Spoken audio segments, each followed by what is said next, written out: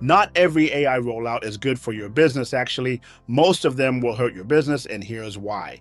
18 months into the AI and marketing technology cycle, the gap between what vendors are demonstrating and what enterprise teams can actually run in production has never been wider. If you lead marketing operations, that gap is now your problem to manage. So let's do something the vendor briefings won't. Separate what is genuinely production ready from what is still fundamentally a demo. Everything being pitched right now falls into one of three categories. Production ready, deployable in an enterprise instance today with acceptable governance and predictable behavior. Emerging real, but not yet mature enough to trust without heavy oversight. And demo stage, impressive on a conference stage, fragile everywhere else. The problem is that vendors present all three with exactly the same confidence. Here is how we sort them. Start with what is working. AI-assisted content generation inside a governed workflow with human review is production ready. Teams are drafting and iterating email and program copy at real scale right now. The key phrase is governed workflow. Defined prompts, defined checkpoints, a human accountable for what ships.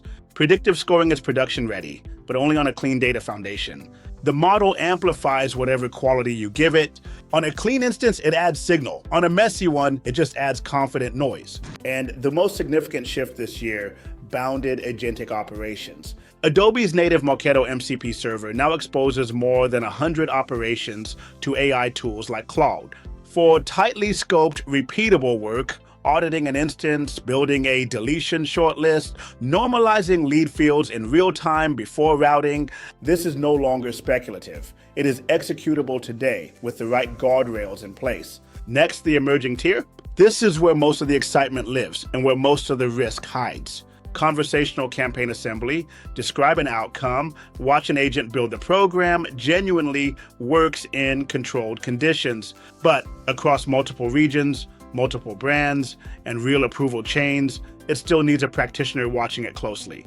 Autonomous cross-channel orchestration sits in the same place. Promising architecture, immature governance.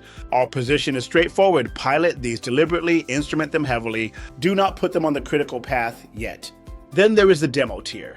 The pitch that you will define a goal, and the system runs everything end-to-end without supervision, that is not enterprise ready.